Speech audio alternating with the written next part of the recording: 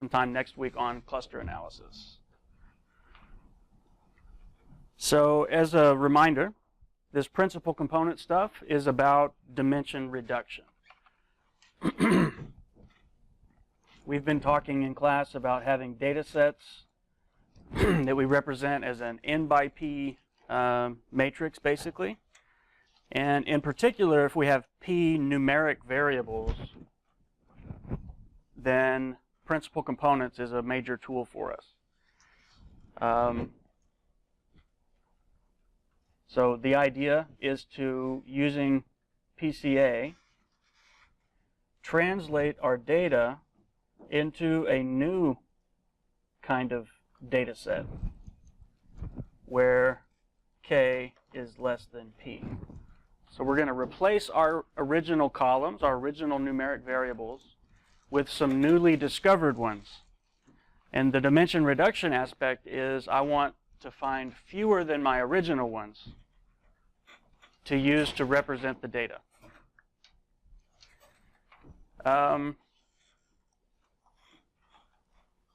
If you recall, let me say something real quick before I say that. The task of finding these new variables, the way we formulate it is that I want to find a new variable that is a linear combination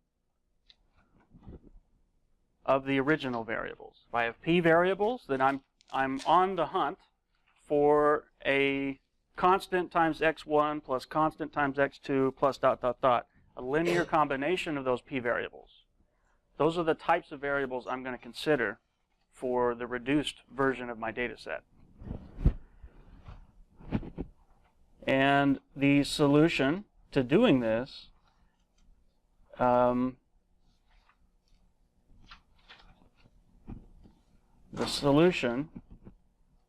is all about an Eigen decomposition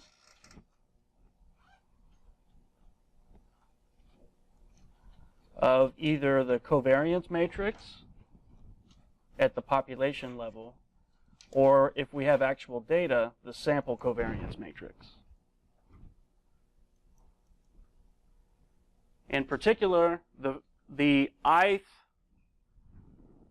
new variable, and we call these new variables the new columns that are in K and Y, we call these principal components. That's just the special name that we give to these newly discovered variables. The ith principal component is defined as yi equal to ei transpose x. And the variance of that is equal to lambda I, where the lambda I and ei are eigen stuff for sigma or S. So principal components, in its essence, is just an Eigen decomposition of the covariance matrix. And then it turns out that the first eigenvector, for example, it contains the coefficients for the best variable of the type that we're considering. And the criterion that we consider for best variable is we want new variables, new principal components that explain as much of the original data variation as possible. Data and variability and information is all about variation. If there's no differences in the numbers we recorded, there's no information in that data. Our x n by p contains a bunch of information. It has a total variance that we could quantify as the sum of the diagonals of the covariance matrix. We're looking for y's, principal components, that have variability that mimics the total variation. So I want to find the k principal components that cumulatively explain a high proportion of the original variance. then I can use them as an approximate version of my total data set. And the value in that is A, you can probably make a picture now to look at your data, and B, in doing this and inspecting the coefficients that define the principal components, you learn a little bit about the nature of your data, what kind of structure exists in your data.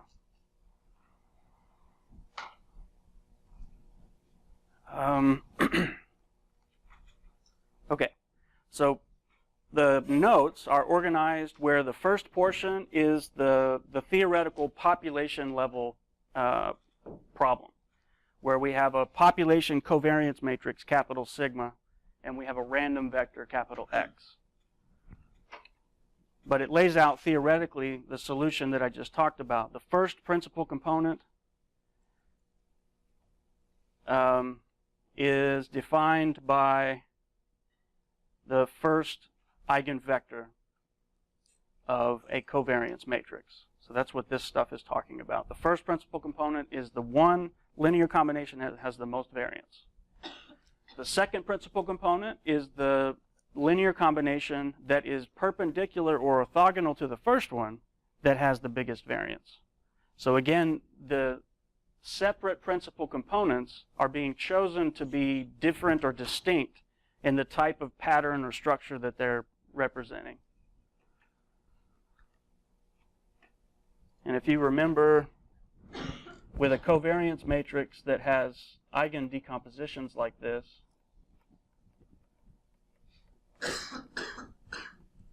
we have that EI transpose EJ equals 0 for all I not equal J. So all the eigenvectors are perpendicular to each other, orthogonal to each other. So they're suitable choices as these coefficients that we're looking for. One other thing I wanted to mention on the whiteboard while we're talking about a covariance matrix and eigen decomposition is a reminder of what's called the spectral decomposition. Topic 2 notes had this written in it that said you can take a covariance matrix sigma and decompose it, write it in a different way, like this. Lambda 1, E1, E1 transpose, plus lambda 2, E2, E2 transpose, plus all of the eigenvector eigenvalues are involved.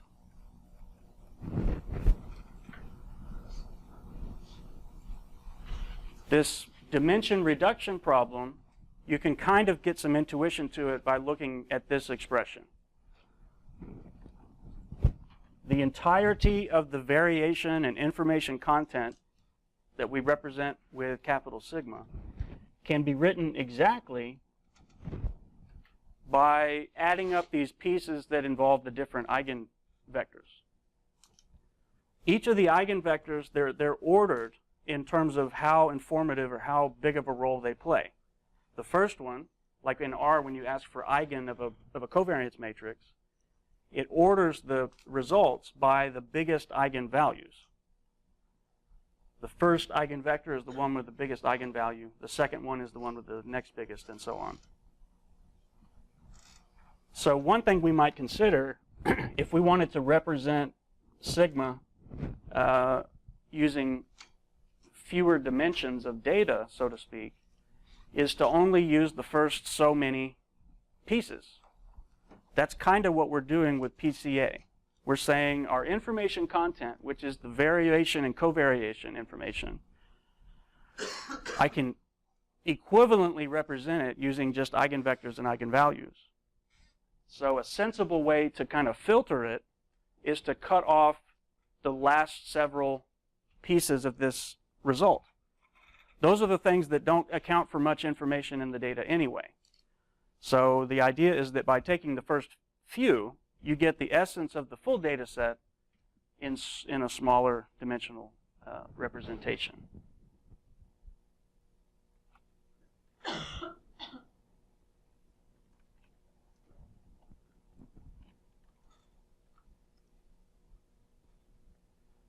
Just a reminder, this slide is telling us about how we can use these principal components to say what proportion of the total variation is explained by each.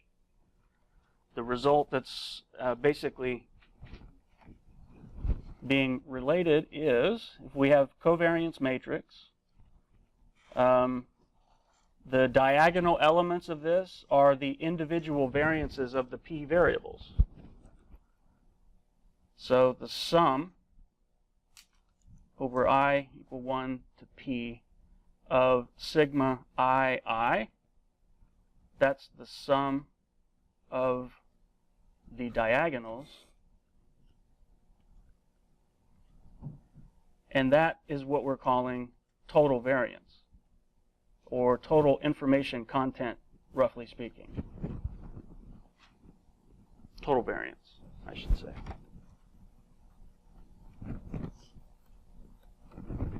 And in the slide, we're told that that equals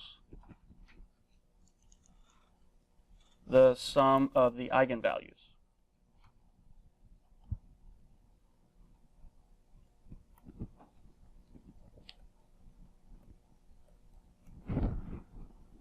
So using that, if the sum of the eigenvalues is the total variation, then PCI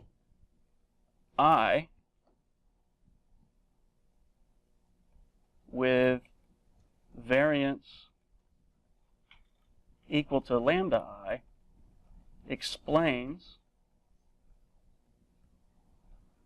lambda I over sum of the lambda I times 100% of total variance. Each of the principal components has a variance that's equal to an eigenvalue of the covariance matrix. Because the sum of the eigenvalues equals the sum of the variances, then the proportion of the sum of the eigenvalues that each one accounts for is its corresponding proportion of variance explained.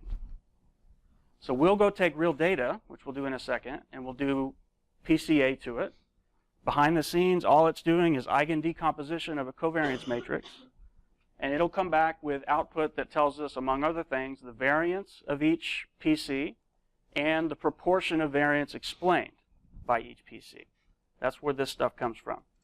And we'll look at how many PCs do we have to take to get a suitably high proportion of variance explained. You don't want to reduce dimensionality to the point where you've kind of thrown away too much of the info. If it's a picture of your cat that you want to compress, it should look like your cat after you compress it.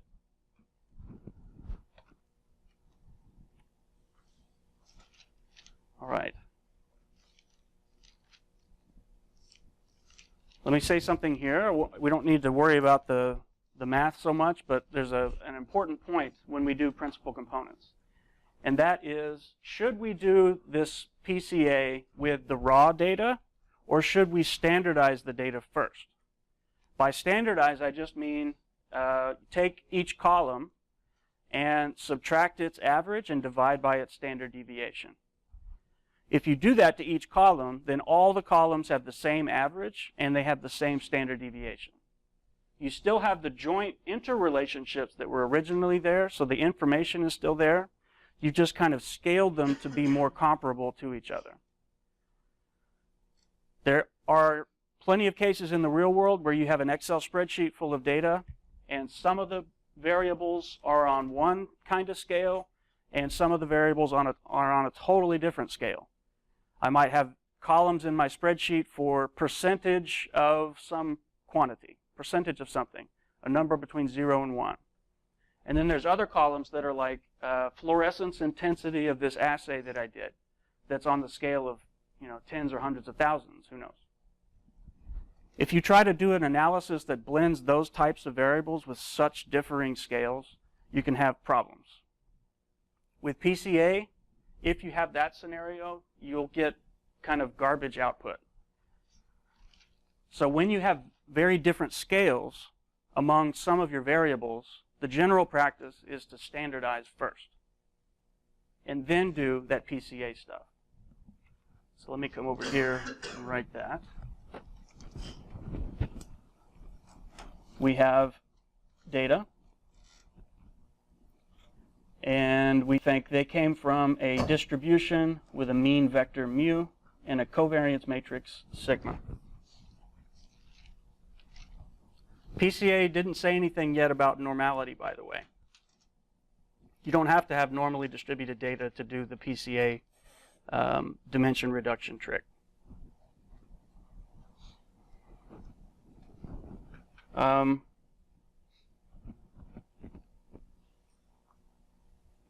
So if there's a covariance matrix, we can turn that into a correlation matrix.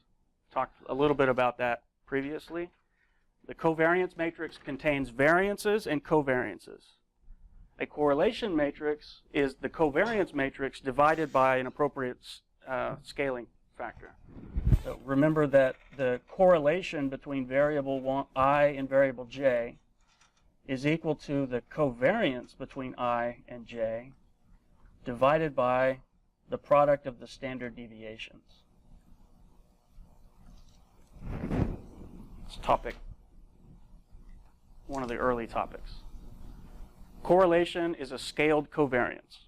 It's scaled, whereas covariance can be anything between minus infinity and infinity. A correlation is restricted, because it's been normalized like this, to be between minus 1 and 1.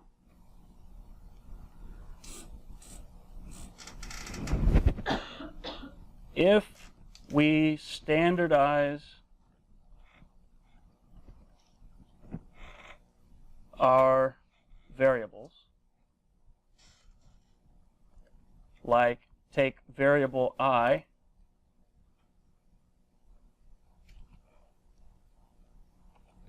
and replace it with, let's say, variable I asterisk. It's variable I minus the average for variable I divided by the standard deviation for variable I. A standardized statistic in statistics, generally we mean subtract the mean and divide by the SD. That makes the mean of the resulting thing be 0 and the standard deviation be 1. So if we standardize the variables, what is the variance of xi star? The variance of xi, the original variable, was this sigma ii, the diagonal element from the covariance matrix. If you standardize, what's the variance now, do you think? 1. And if you were to just hazard a guess, if we were to compute the covariance matrix of xi star, let's compute the covariance matrix of xi star. Here, I'll just do true, false. True or false, do you think that's true? Hint, yes. The point I'm trying to make is that the covariance of the standardized variables is just the correlation matrix. So PCA can go with either a covariance or correlation matrix. If you have variables that differ wildly on scale, then you're going to have the corresponding pieces of sigma be really big for the really highly variable ones and relatively small for the not so variable ones. So when you do this Eigen decomposition and find the most explanatory trends and patterns, the patterns are just going to point to those variables that have a lot of variance. You don't learn much from that. So in that case, you can standardize your variables and then do PCA. Get the covariance matrix of your variables. It just happens that in that case, the covariance matrix is the correlation matrix of the original data. So my point is, when doing PCA with unstandardized variables,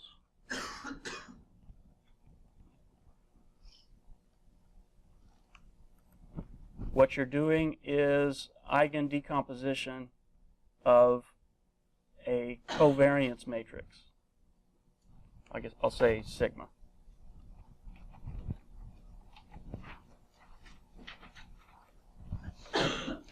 If you standardize, then you're doing Eigen decomposition of the correlation matrix. In most cases, there's really not much argument to not do PCA on the standardized variables. In many cases, there are these differences in scale, and certainly in those cases, you want to standardize. Arguably, why not standardize all of the time? Then you don't even have to worry about it. By default, R will standardize for you. A lot of software will say if you ask for PCA, it will actually standardize first and then do the Eigen decomposition of the covariance matrix.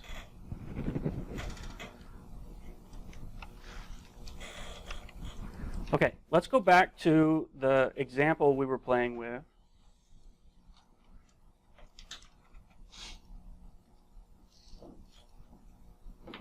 The Hall of Fame data.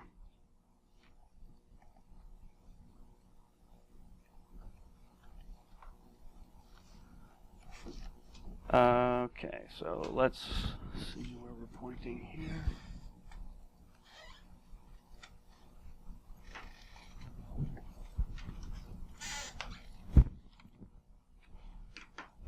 I'm going to read in the data. I'm going to extract a few numeric variables for us to play with. So hits, home runs, RBI, batting average, slugging percentage, on-base percentage. I'll compute some summaries.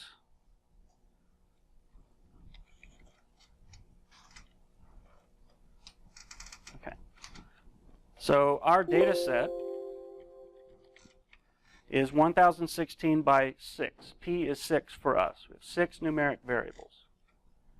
The averages of the numeric variables are like that.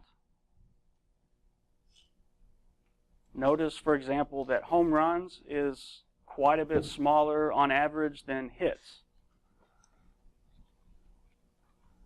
I also computed the variance covariance matrix, capital S. This is a 6 by 6 matrix. In order to make it a little easier to look at, I'm going to round it to 2 significant digits, or 2 decimal places. Hits tends to be a big number. This is a career total of hits, which is lots for a player who plays a while. Home runs are much more rare than hits. So you can see, we would guess, based on hits having a bigger typical number, that they're probably going to have a bigger variance too. Often in real-world problems, there's a variance, a mean variance relationship, where the bigger values tend to have greater variability. Hits has a sample variance of about 430,000, whereas home runs has one of only about 12,000. So I would call that a substantial difference in scale. By the way, here is the correlation matrix. Remember that a correlation matrix always has ones down the diagonals, because it's essentially the variances of the standardized variables, which is always 1. And the off diagonals are now correlations.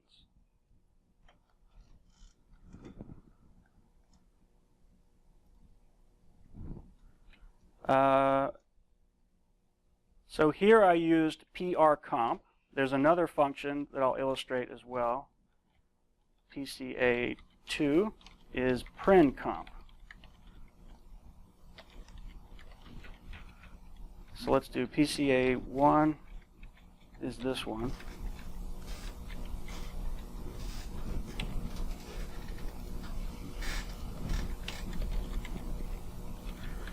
And as a reminder of what we get out, here's the output. It said PCA1 is PRComp X. Let's look at the help file for PRComp briefly.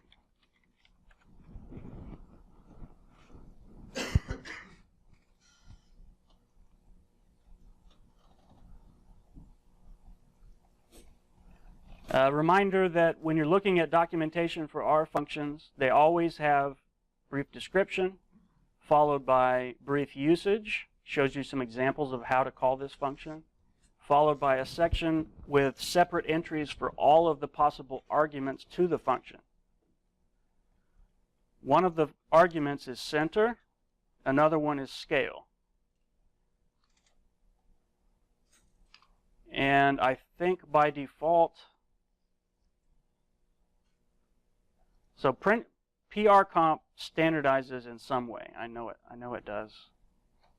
It's not all that easy to tell what it does from the documentation, though. So let me show you PRComp in just a second. I think I like that one a little bit better. PRComp did something with our data and gave us back an Eigen Decomposition. So basic output from the PRComp function call includes the standard deviations of the PCs.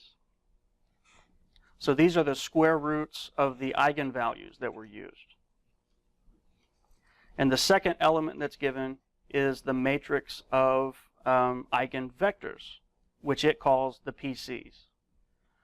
But in reality, we would say PC1 is the linear combination that results from doing this to the original data.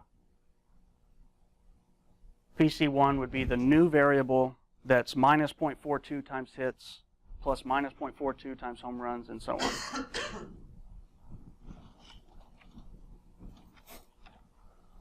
on. Now let me look at the PRComp documentation real quick.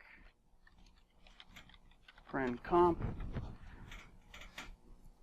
also performs principal component analysis. Its usage, I think, is a little bit simpler. I think you can just call PRComp with your data matrix.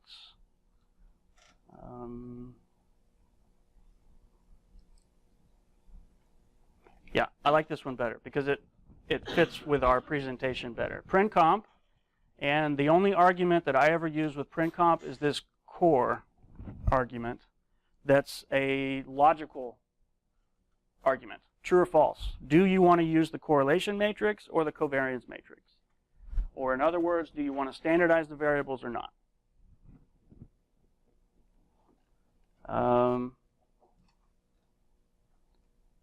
I think by default, PRComp will use the covariance matrix. We'll verify that. So let's come over here and try PRComp. PRComp X. And then I'm going to compare them to Eigen Decompositions of S and R. So down here, I'm going to compute the Eigen Decomposition of S and also the Eigen Decomposition of R. S, again, is the covariance matrix. R is the correlation matrix.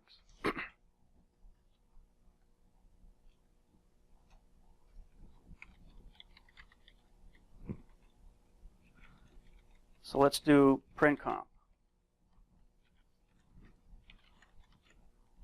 If you just say PCA2, this is the basic output, not very informative. Often you can get more informative output from an object if you say summary. Summary of PC2 presents things a little differently than PRComp. We have for each principal component 1, PC2, 3, and so on, we have its standard deviation and we have its proportion of variance. And we have cumulative proportion of variance. So the first principal component accounts for 95% of the variance in these data. The second one accounts for 4%.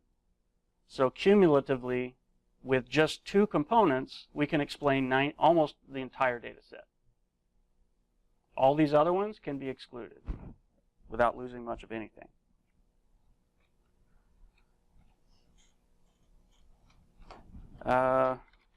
You can see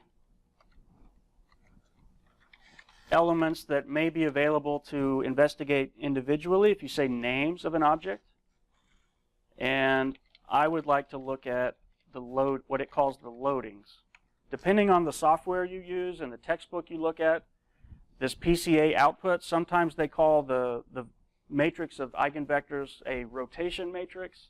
Sometimes they call it a matrix of loadings. But all PCA is an eigen decomposition of a covariance matrix. So it's going to, one way or another, give you eigenvalues and eigenvectors. Here is what PrenComp gives as its, quote, loadings, which is the matrix of eigenvectors. PC1 is here in this first column, and these are the coefficients from the first eigenvector. Where these are blank, that's R's preference to suppress printing small numbers. It's trying to help you focus on the entries that are biggest magnitude. When we looked at the PC output with these data previously, remember that the second principal component had a couple of significant big positive coefficients and a couple of small negative ones. And then it had a couple that were close to 0. And we said, well, roughly speaking then, let's just interpret this in terms of the big magnitude coefficients.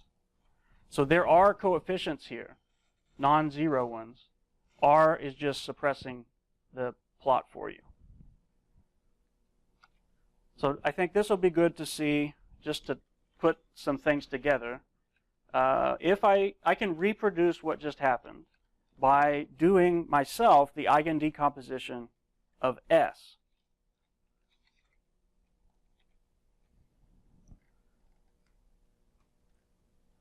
Okay, so this is the output of doing PrenComp, and it gave us standard deviations, and it gave us coefficients of the coefficients of the linear combinations we want to use.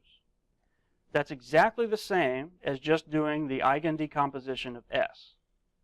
So here are the eigenvalues of S. If I get PCA2 $, standard deviation and square them, well, let's just do standard deviation. That's what PrenComp gave us back as standard deviations. And then if I say eigen S values and square root these, near as makes no difference, they're the same. So I think there's some rounding. These are big numbers, but these are doing the same thing. The standard deviations of the principal components are equal to the square roots of the eigenvalues. And if we look at the coefficients of the eigenvectors, this again is coming from the eigenfunction. Here's the eigenvalues, and here's the eigenvectors. The first eigenvector is in the first column, second eigenvector, and so on. And if you compare these coefficients with the output from PrenComp, they're the same. PrenComp said the magic linear combination is 0.878 times hits plus 0.115 times home runs, and so on. 878, 115, and so on. Here's those numbers that were not printed by R. So they're close to 0. For the purposes of interpreting what is PC1, we'll just focus attention on the big magnitude coefficients. In this case, PC1 is, roughly speaking, a weighted average of the first 3 variables, with biggest weight given to the first and next biggest given to the third.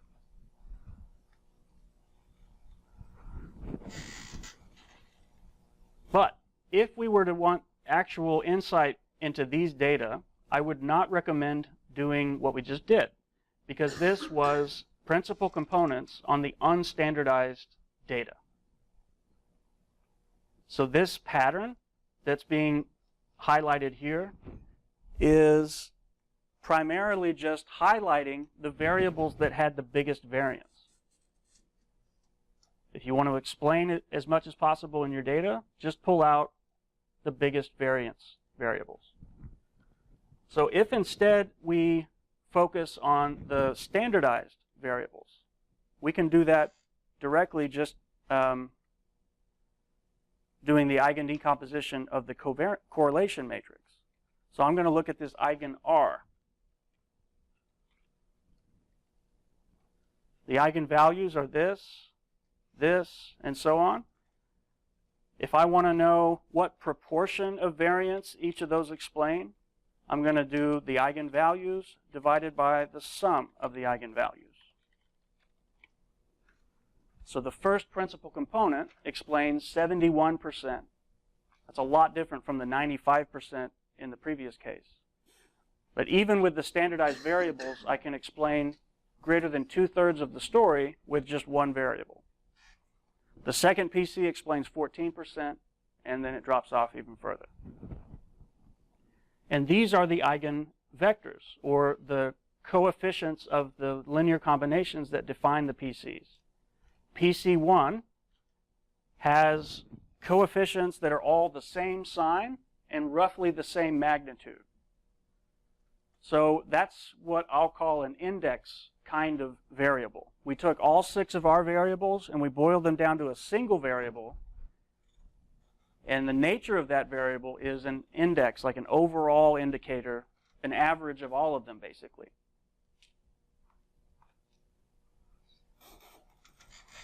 That's often the case when you have variables that are highly correlated with each other. So we have some reasonably high correlation among these variables. They're all getting bigger for more offensive output. So it won't be surprising to find this kind of pattern. What may be more insightful for us when we're investigating a real data set is the next PCs. In this case, the second PC explains 14%. And the nature of that, like what is PC2? What have we discovered? You answer that by looking at these coefficients. Roughly speaking, PC2, I'm going to ignore that variable and I'm going to ignore that variable. And then I have variables 2 and 3 with comparable positive coefficients, and variables 4 and 6 with comparable negative coefficients. PC2 is then what we'll call a contrast. So let me write some of this down. In the Hall of Fame data, PC1 is an index variable, an overall average.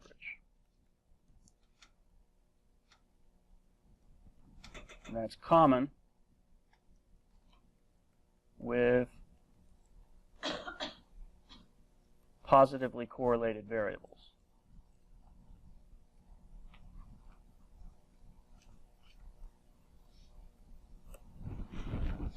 PC2 is a contrast variable.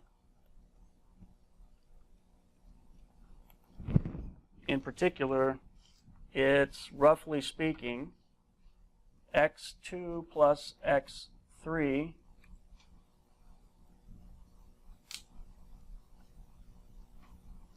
compared to or contrasted with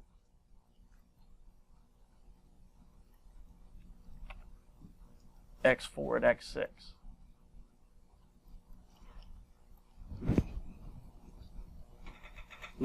It's not exactly a comparison of the two sums, but it's roughly an average of these two contrasted with an average of those two. There's a greater weight given to these because the magnitude of the coefficient is bigger. But it's highlighting something in the data. There is variation in the data, players that differ from others, for which the pattern is like this. Bigger than average on variables 2 and 3, but below average on variables 4 and 6. Or vice versa, bigger than average on 4 and 6, and below average on 2 and 3.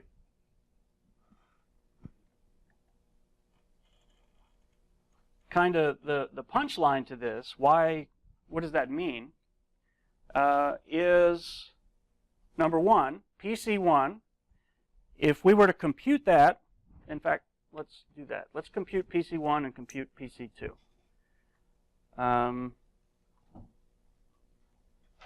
Here's code to do that. How do you compute these principal components? If the principal component is the linear combination using the eigenvectors, then we can do PC, all the PCs, n by p is equal to x times, let's call it E, where E is the matrix of eigenvectors.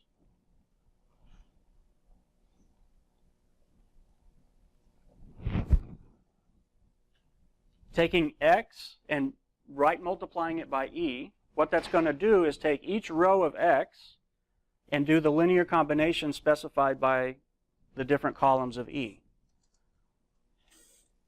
So you're going to get, in the first column that results, the first principal component. And you're going to get in the second column, the second principal component, and so on. So here in the R code, in order to replicate, or in order to get the PCs for what we just did, that is using the standardized variables, I'm going to take the standardized version of my data. One way to get that is with the scale function. This is just same original data that have been mean centered and scaled to have mean 0 and standard deviation 1. And then matrix multiplying by what we call capital E in the whiteboard. So let me do this calculation. It's the same dimension as our original data, because so far we've used all the PCs. There's as many PCs as there are variables. We would prefer not to use all of them. I just computed all of them in one fell swoop. But the variance, or let's say the standard deviation of PC1, for example, is 2.066722.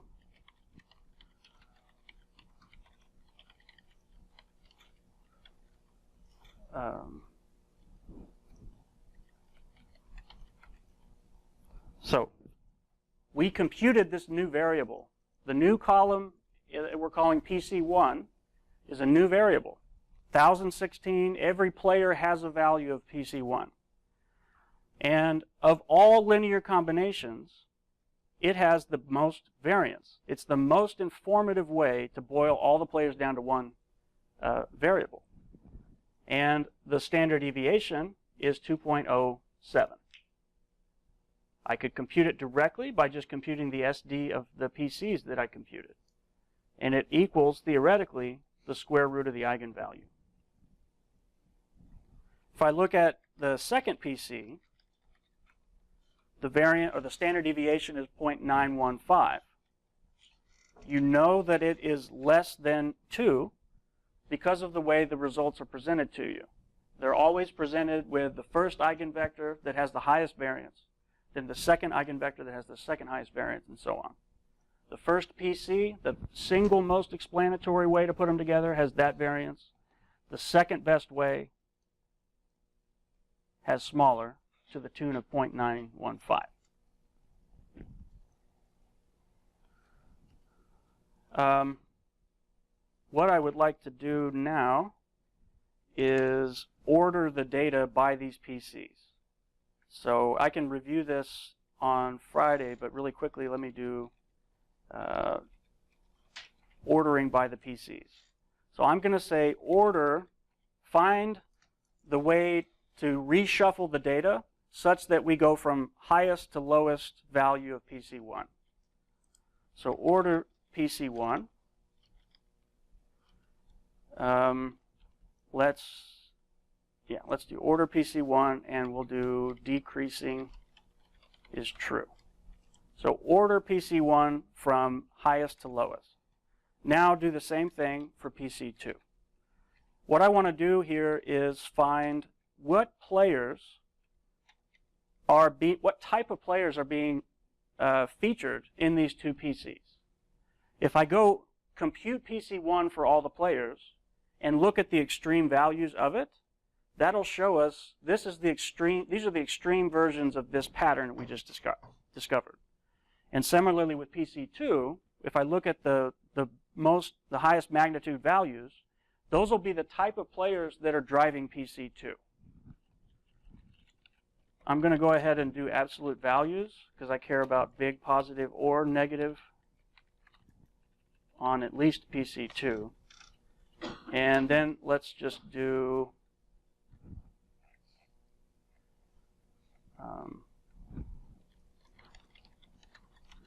let's go to the original data and pull out the rows ordered by PC1. And let's go do the same thing for PC2. Hopefully that works. DTA1,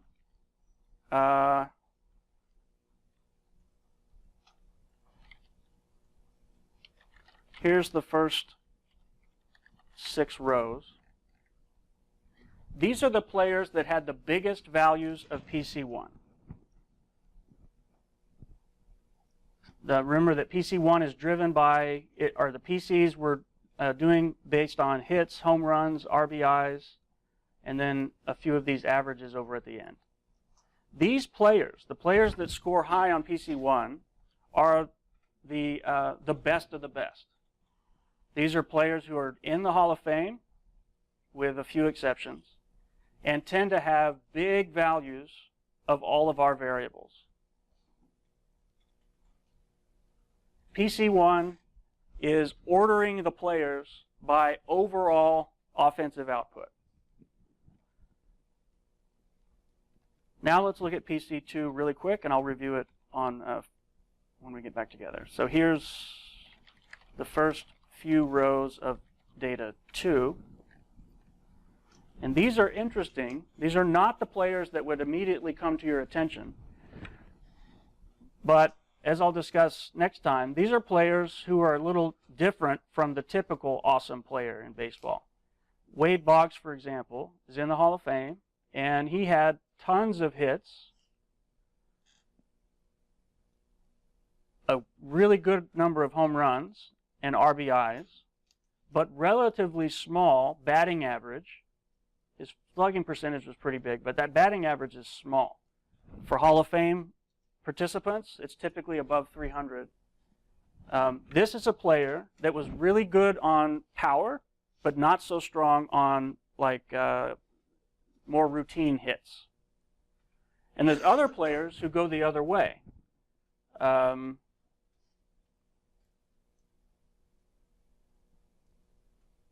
Like this person only had 120 home runs, Joe Carter, but he had a very big batting average, a bigger than average slugging percentage.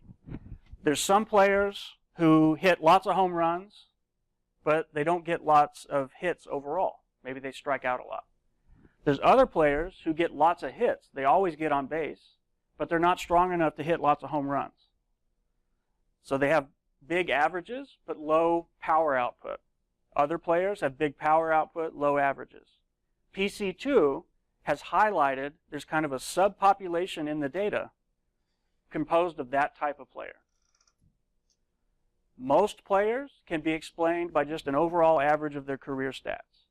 But there's a more subtle subpopulation structure in the data that can be explained in terms of that player, that type of player. So that's the kind of thing you can do with PCA. You take a data set, big old spreadsheet of numbers, you cram it down into a smaller dimensional representation, you can quantify how important each component is, and then you can look at each component that you discovered and draw some interpretation from it. My customers in my database, I can explain them in terms of these 3 factors. The first factor is, to do with how much money they make. The second factor is to do with how much education they had, and that type of thing.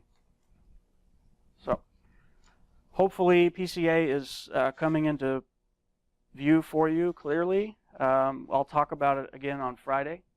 And probably next week we'll start on cluster analysis. Okay, thanks.